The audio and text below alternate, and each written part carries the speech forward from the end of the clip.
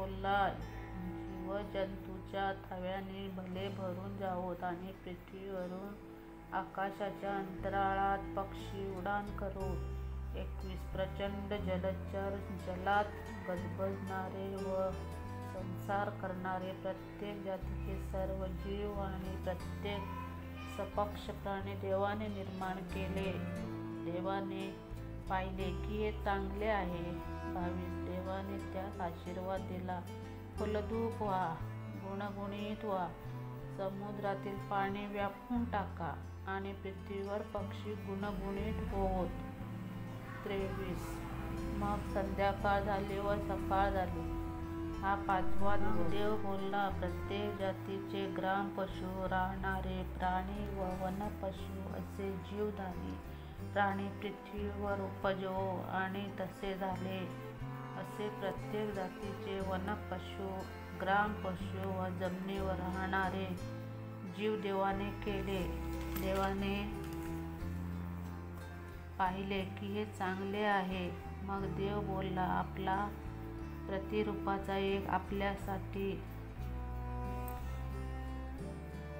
सदृश असा मनुष्य आपण करू. समुद्रातील मासे, आकाशातील पक्षी, ग्राम पशु, अवधी पृथ्वी आणि पृथ्वीवर राहणारे सर्व प्राणी ज्यावर ते सत्ता चालवतील.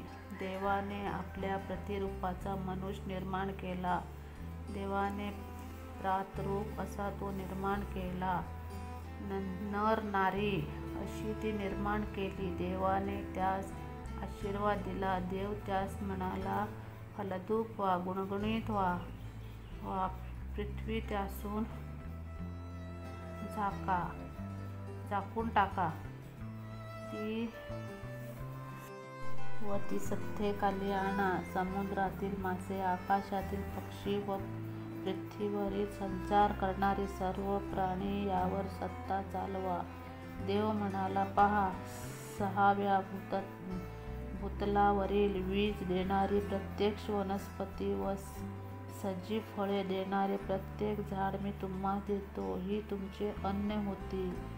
त्याचप्रमाणे पृथ्वीवरील सर्व पशु, आकाशातील सर्व पक्षी व पृथ्वीवर संचार करणारे सर्व जीवधारी प्राणी यास अवधी हिरवळ खाण्यासाठी देतो. आणि तसे झाले. आपण केलेले सर्व फार चांगले आहे असे देवाने पाहिले. संध्याकाळ झाली व सकाळ झाली, हा 6वा दिवस. याप्रमाणे आकाश, पृथ्वी आणि तेथील सर्व काही सिद्ध झाले. देवाने केलेले आपले श्रम 7व्या दिवशी संपविले. केलेल्या सर्व कामापासून त्याने 7व्या दिवशी विसावा घेतला. देवाने 7वा दिवस आशीर्वाद देऊन पवित्र केला, कारण सृष्टी निर्माण करण्याचे काम संपवून त्याने त्या दिवशी विसावा घेतला.